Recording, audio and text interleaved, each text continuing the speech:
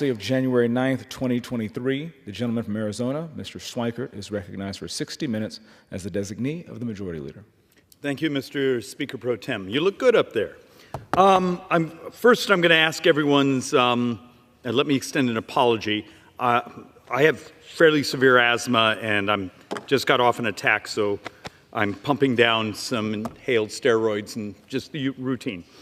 And also, last weekend, I lost my voice, and should I be worried that my wife said it was the best weekend of our marriage, and that staff was thrilled and upset I got my voice back? So here we go. This is like my therapy hour, because I have some things I think we need to share.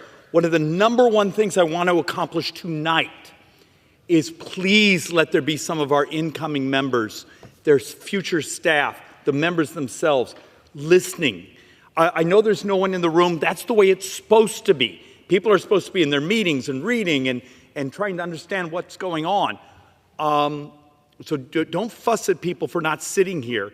We're on probably 1,000 televisions around the Capitol campus. But one of my frustrations is we just got off election season. Would you believe during elections people, what's the term? Oh yeah, make crap up. We need to have an honest discussion about something called math. So let's actually have some fun. If you ever have someone say, we're going to grow ourselves out of the debt and deficit. Okay, let's actually do some math off the top of our heads. This year's debt is going to be a couple $1 trillion. How much would the economy have to grow to produce enough tax receipts to cover $2 trillion? It's actually fairly simple math. 1 point of GDP is about $300 billion, okay? So you get about 17, 18% of GDP in tax receipts. So let's see if 300 billion, 17%, $48 billion. So if 1% of GDP growth only gets me 48 billion, you do realize that means you'd in a single year have to have like 40, 41, 42% GDP growth to cover the debt and deficit of this year. It's absurd. I beg of people, learn your math. Don't let the political consultants who make crap up and then put it on our brochures and then tell you to go out and say it. It's now time to do adult-like math. And the understanding, and I'm going to do this 3 or 4 times tonight, every dime of deficits from today through the next 30 years is the very thing we're not supposed to talk about. It's demographics. We got older as a society. Our brothers and sisters who worked their 40 quarters, who paid into the system, they now start to get their benefits. If you actually look at the inputs of debt, the last decade, but particularly what we expect the next 3 decades, healthcare, Medicare, interest, and then 9 years from now, do we backfill Social Security, or do we double senior poverty when the trust fund's emptied? And we're not supposed to talk about those things, and I need to share something. I believe the Democrats engaged in something, I won't call it evil, but absolutely dystopian and cruel, when they basically attacked members of the Republican Party for actually talking about ways to save Social Security. So just even mentioning it, having the conversation, they just do an attack ad on you. And then you wonder why they come back and say, well, we need bipartisanship. We're going to work together. Except you're not allowed to actually say anything that actually has a basis in a calculator. It's perverse. Do you want to save? Is the left actually okay in 9 years of doubling poverty of seniors in America? We already have reports right now of baby boomers who've retired becoming homeless because of the inflationary cycle we just went through, not being able to pay their rent. It's just this level of cruelty, and the solution isn't spending more and more and more money because we don't have it. So let's actually walk through a couple of the other bits of math here. I was talking to some constituents this week. Actually, I was listening to them because I had almost no voice. And one of them was talking about some things they saw in the press of, what would happen if we got rid of this department or this department? And I did the math for them. The entire civilian, so non-uniform workforce in America, last year's salary cost was about $213 billion. Think about that. If we're borrowing $2 trillion, if you fired every non-uniformed person in the federal government, every one, they're all gone, you just covered 10% of the shortfall this year. There's a lack of understanding of the scale. So we're going to actually do a little bit of that. But first, I thought there was a chance tonight I'd come to the floor and say we just crossed 36 trillion. We're close. We're very, very, very, very close. It looks like the Treasury may have reached into a little bit of their cash supply. Remember, Treasury keeps sometimes from $400 to $800 billion of cash. 500 is more normal. But we'll hit this before the week's over. So think of that. We clicked off another $1 trillion from 35 to 36 trillion, and we did it in about 113 days. And the projection is we'll go from this 36 trillion to 37 trillion in about 100 days. Think of that. We're functionally borrowing about $70,000+ a second. And yet, you walk through this math. So let's actually try to get a sense of what's going on. This chart is a little hard to read, but I want to make a point. I've done entire floor presentations here of showing here's all the tax hikes that the Democrats have proposed that have been scored. And then you do the economic adjustments, and you functionally get about 1.5% of GDP.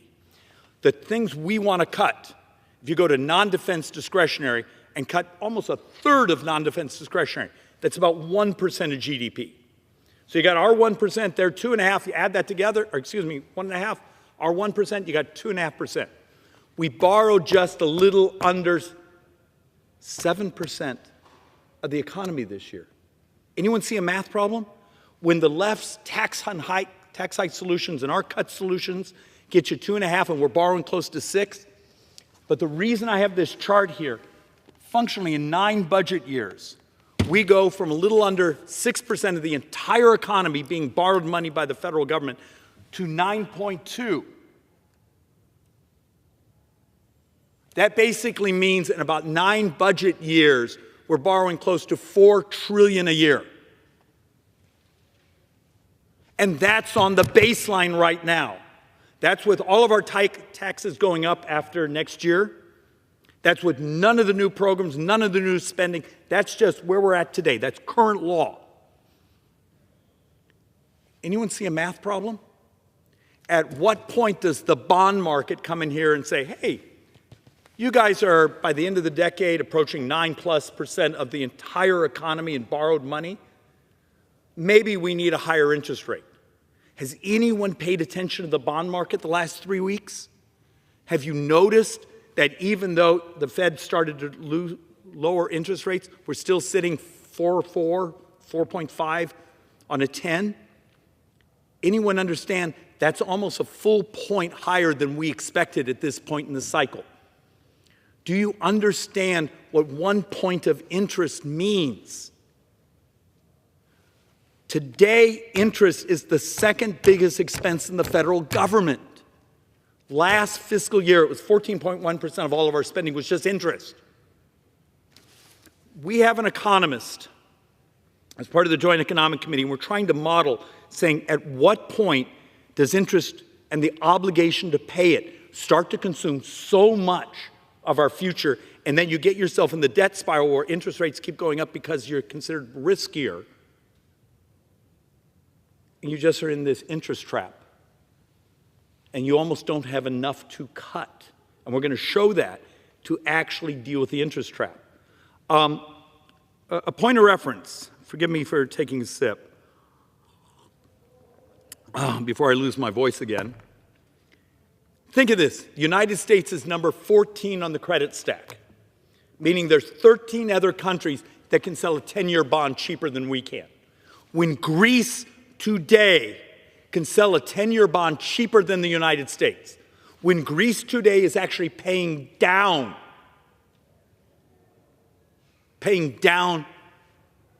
its debt from the last decade. And we're borrowing $71,000 a second. Anyone see a problem? But how many people have you seen come behind these mics? How many people on the election trail stood up in front of you and said, we got a problem? I can stand here and promise you all sorts of stuff by your vote that we have absolutely no money to pay for, so we're going to just put it on your retirement or your kid's credit card, because that's what we're doing. And understand, we've almost made a decision that in the next couple of years, Congress isn't going to run this government, the president is going to run this government, the bond market. Last year, we had to bring almost $10 trillion to market. $2 trillion virgins, new issuances, and everything else was refinanced. And if anyone's just of a finance or bond geek, the bonds we're issuing, we've been staying very short on the curve, meaning we refinance, means as we can become very fragile to little hiccups in interest. God forbid the bond vigilantes figure out some way to start to screw with U.S. sovereigns. But this is important. This is just the baseline math. 9 budget years, 9.2% of this economy will just be what we borrow in debt. And this is a calculation with no wars, no pandemics, no recessions. Do you really think we're going to go the next decade without a moment when the wheels are coming off? We're living on the edge, and yet, do our brothers and sisters, do our new incoming freshman class understand how dangerous, how fragile we're about to make the greatest republic in human history? Remember, the world, this is more, just not only the United States, the world needs the United States to be prosperous. Prosperity is moral, and we're squandering it. So let's, forgive me as I work through the lungs. So let's actually just work through some basic math. All right, here's one of my great intense frustrations. Here's basically fiscal year 24 to date. Okay, we shouldn't have done to date. We should have just done the whole date, but we didn't want to reprint the board. But the ratio I wanted to point out is everything you see here in the red, that's individual income taxes. We are a country that lives on individual income taxes. Do you see this big blue there? That's functionally Social Security. We don't touch Social Security. Social Security functionally goes to Social Security. A bit of it is unemployment, a little bit of Medicare. But the FICA tax, we don't get to touch it. The fact of the matter is every month, what we collect in payroll taxes for Social Security actually isn't enough money for the checks that go out that month. Every single month, we collect the payroll taxes from your labor. Comes into the Treasury, actually, and then it's sent over to Social Security. And then Social Security sends a little note over to Treasury saying, hey, I'm holding a couple trillion of your bonds. I need you to cash in 50, 60 billion, whatever they're short. Send us the money so we can get our checks out the door. That's why the trust fund continues to shrink. They're cashing in every month because payroll taxes don't cover all the benefits going out the door. So you don't get to touch that. See over here in the powder blue or whatever color that is, it will be in about 450 billion when it's all done. But this is corporate income taxes. What I want you to understand is if you take a look at all these tax revenues, when you strip out Social Security, and then you realize that almost all that revenue barely covers our baseline spending, meaning every dime a member of Congress votes on this year, every dime of defense, every dime of non-defense discretionary will be borrowed money. So you have a member of Congress here. You're a brand new member of Congress. Yay, I get to go vote.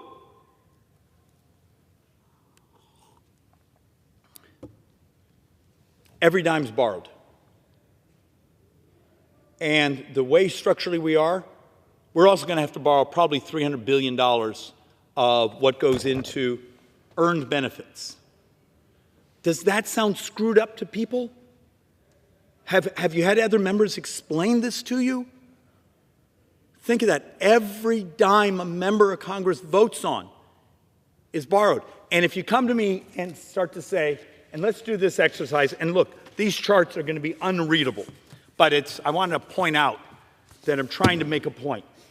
This is actually a bunch of the outlays. You go through all the outlays, and we're going to basically do it chart by chart. Then the next outlay. What would happen if I came and said, all right, we're going to cut, but we can't cut Social Security, we can't cut Medicare, we can't cut mandatory spending. Those are earned benefits, okay? But we're going to get rid of all defense. All right, defense is gone. Then we're going to go to our next chart, and we're going to get rid of defense, and let's actually get rid of, let's just get rid of a whole bunch of the discretionary budget. So we go through and get rid of foreign aid. All done, not just Ukraine. All foreign aid's gone. Let's close the IRS. Let's close all these programs. And you go through and basically wipe out. You can't touch Social Security, you can't touch Medicare, and you can't touch interest on the debt. Remember, interest on the debt last year was almost 14.1% of all of our spending, but you got to pay your bills. And you continue to just get rid of all government. At what moment are you in balance? Turns out, and I know these are unreadable, but trust me on the point, you can get rid of every dime of defense, every dime of discretionary spending, and if you keep your promises of paying back your bonds, keep your promises to Social Security and Medicare, and a couple of the other mandatory programs. So you just got rid of all government, you just got rid of all the military, you still would have to borrow money. So when you get the brain trust, it goes, if we just got rid of foreign aid, we'd be fine. And you do the math, and you show them it's like a week and a half of borrowing. And they just look at you with these daggers because they saw it on some brilliant Russian-sponsored X or Twitter app saying, if you just got rid of this, you'd be fine. Learn the math. You'll hear the Democrats say, oh, we're going to cover it with a tax gap. We'll give $80 billion to the IRS and we'll just raise more. Came here a couple months ago and showed you. We've done that for 2 years now. It looked like we had spent $13 billion or so far in trying to do tax collections of people over $400,000, and they collected $1 billion. They had raised a fraction of a fraction of a fraction what they were able to get the joint tax and CBO to score. One of the first things we have to do when we start, we got to go back and rescore all the frauds. Because it turns out there may be a tax gap out there, but you're not going to do it with an army of people you can't hire. You do it with technology. And I'm going to show you the board that I get the most complaints about. Thank you. Because almost no one wants to hear this. But how do you fix things if you're not willing to tell the truth? Think about what a crap place this was last week. We had people come to the floor here and spend $200 billion without offsetting it. They go, but I had constituents that wanted this money. Great, find a way to pay for it. In our own, we added earmarks again. We chose not to prioritize the Debt and Deficit Commission because those things would be hard. So you get up in front of a room and say every dime of debt for the next 30 years is demographics. And as soon as I say it, you can actually see people running for the exits. Because if you don't know it, you don't have to go tell the truth to your constituents. But it's math. It's not Republican, it's not Democrat, it's demographics. This is Medicare. This is Social Security in 9 years when the trust fund's gone. But this is the rest of government. This is the CBO score on baseline right now, without, where the taxes are going up next year, where there's no wars, no recessions, no pandemics. This is the baseline. And they still functionally have us at $115 trillion of debt. Do any of you have kids? Do any of you have grandkids? Do you like them? Is it moral that I have a 2.5-year-old? And yeah, I think that's moral. It's the greatest thing that's ever happened. I have a 9-year-old also. They're same birth mother. My wife and I it's the greatest thing that ever happened to us to be able to adopt these kids.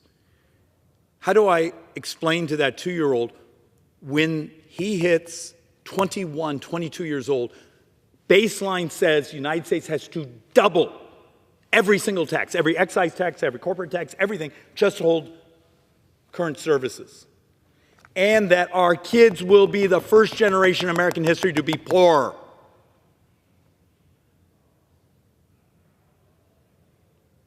This is the morality of this place. And it doesn't have to be that way. There are incredible solutions to disrupt the cost of government. And for a bunch of the members here, it almost seems easier for them to go cut something or raise a tax than actually pass pieces of legislation saying we're going to adopt technology to crash the price of government. Even though it would be moral, you could make people healthier, you could make the air quality cleaner, and you just change the way the current bureaucratic model. Because we all walk around with these supercomputers. You do realize this is part of the solution. If anyone's listening, if the 4 or 5 people that may give a damn enough to watch this, environmental crowdsourcing YouTube Schweikert. I have a little YouTube video. It's 90 seconds. I did 7, 8 years ago. I've been trying to do that as a piece of legislation that says, why don't we just crowdsource air quality? You could wipe out the bureaucracy. You could make it like this. You get a building permit. But if you screw up, we catch you instantly. It would be really good for the environment and really pro-growth and wipe out the absurdity that shoving paper in file cabinets makes the air cleaner. It's basically documentation for the trial lawyers. You think I could ever get a hearing here? Because it's creative, it's disruptive, and the air quality engineers are going to come lobby against it. How about the ginormous drone that flies the pipeline path? So we all had this conversation over and over. We need permitting reform. Great, let's do permitting reform. But you got to change the inputs on how you do your NEPA, your environmental studies. And what happens if you could have that ginormous drone, you put ground-penetrating LiDAR under it and runs back and forth over the pipeline path or the power line path. And it does your archaeologicals, it does your soil, it does your plant inventory. Technology, you could get much of your NEPA report written in 6 days by AI. That's thinking disruptively. And I'm incredibly hopeful that our incoming president really will follow through with, with the brains of people like Elon Musk and others who are willing to think, saying, is there a better, faster, cheaper way where it's moral? Our world gets better, healthier, but we crash the cost, crash the size of government. But you show charts like this. The Democrat solution always turns out being, well, the way we'll take care of health care is we're going to subsidize it more. How about if we embrace the technology that made it less expensive? The thing you blow into that tells you you have a virus, that orders your antivirals. Do you know that technology exists? It's just illegal. Because we're allowing an algorithm to write a prescription. We can crash the price of health care. Remember, the ACA, Obamacare, was a finance bill. Who gets subsidized and who has to pay? The Republican alternative. It was better, actuarially it was better, but it was still a finance bill. Medicare for All is a finance bill. They're not discussions of what it takes to lower the cost of health care. My joint economic economists did something we thought was really risky, and it was shocking. We even had Democrats and Republicans who said, yeah, you're going the right way. Last March, we did a study.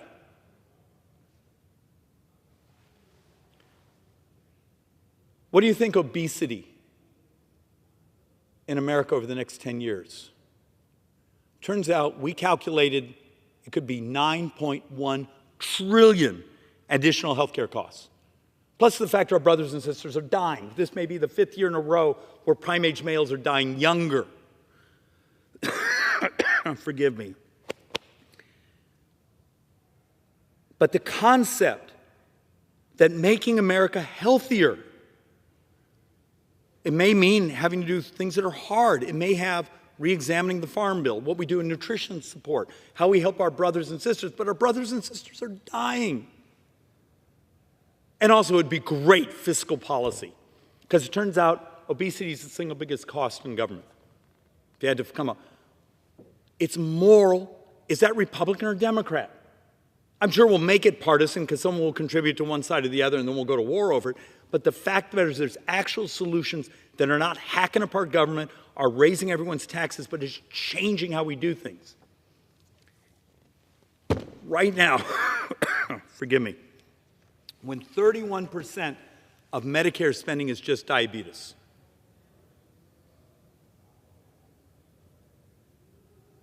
why do we do this to ourselves? Why is it so hard to think disruptively, to think morally, to challenge the armies of lobbyists who are walking up and down our hallways? And remember, those lobbyists aren't always corporates. They're, good government groups. They're societies that just want to be subsidized. They're bureaucrats. And basically looking at all of them and saying, what's more moral? Making people healthier or sticking more cash into the maintenance of your misery? Because the model right now is we spend a fortune maintaining your misery. Put the money in things that produce cures. And we're going to talk a little bit about that. So, look, I want to talk about how serious we are on this.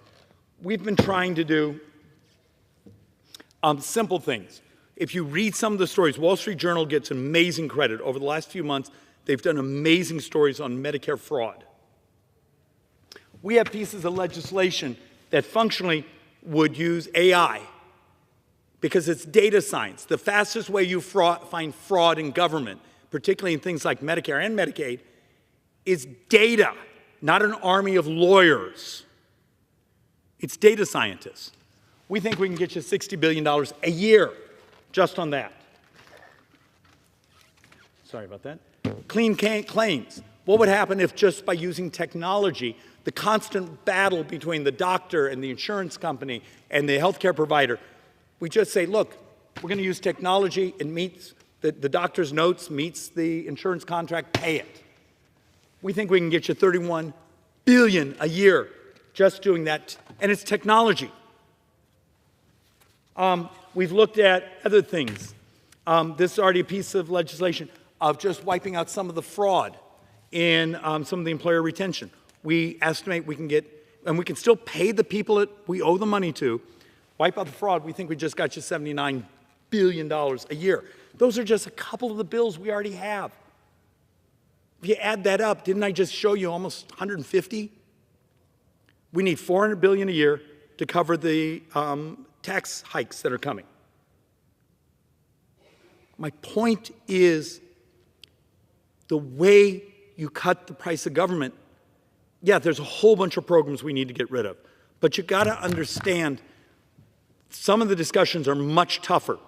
If you take a look at the 800 and some billion that's in the non-defense discretionary, you realize about 40% of that is money we take, we borrow, and we send it to entities around the country, your city, your town, your state, that have their own taxing authority. They're programs we love. Justice grants, other things. They're good programs, but we're doing it with borrowed money and we're giving it to entities that have their own taxing authority. That's a tough conversation. Look,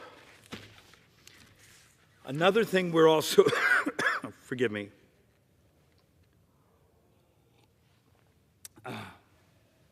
and we're going to do, and when we get back in December, I'm going to do a much more detailed presentation on this, because this is one of those that most idiots like me that are in public office are terrified to talk about. But we actually spent part of our summer really digging into the math of immigration and illegal border crossing and what it does and affects, because you were seeing these articles, particularly in the left-wing press, hey, these several million undocumented or asylum seekers, look at the economic growth we're getting. But then we overlaid, but what's the cost?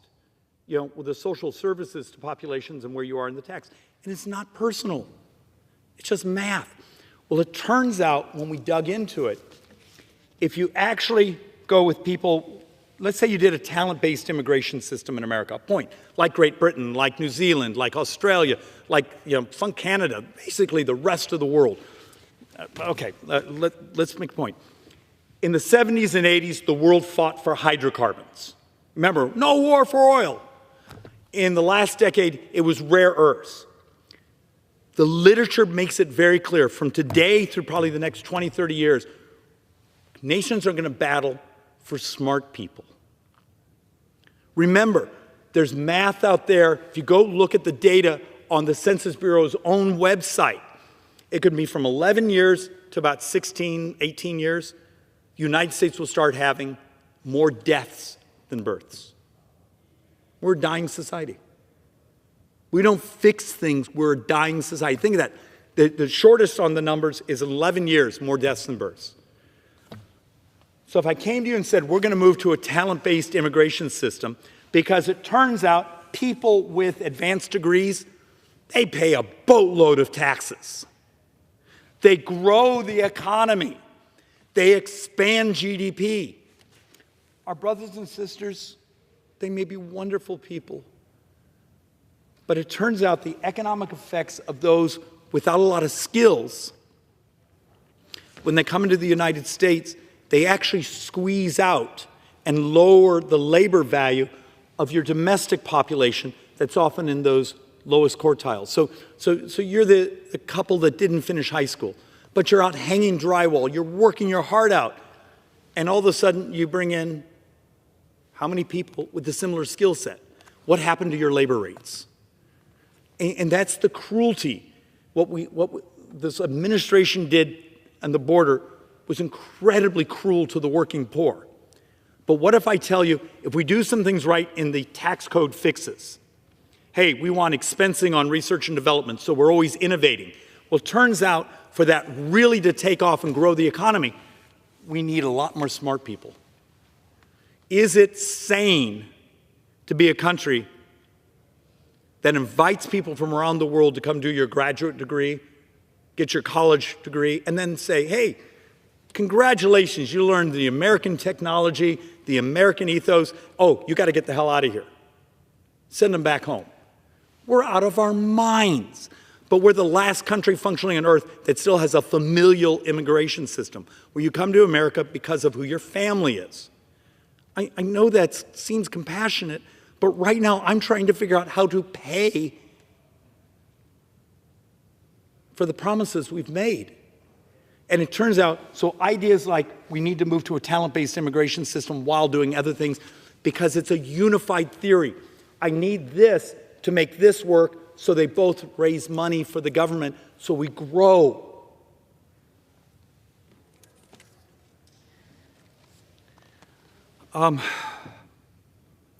Mr. Speaker Pro Tem, thank you for being patient with my losing my voice. The point I want to make,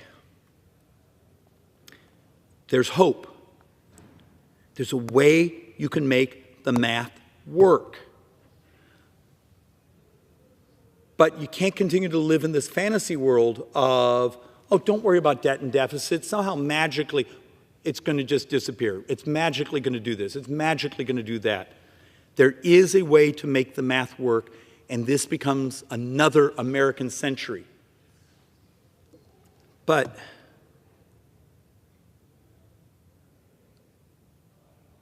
we can't keep doing public policy by our feelings. We actually have to do it by a calculator and good quality economics. And it's how we will stay a free people, because do you understand the dystopian life our world will be when we smash up against a debt crisis? And with that, Mr. Speaker, I yield back. Gentleman yields.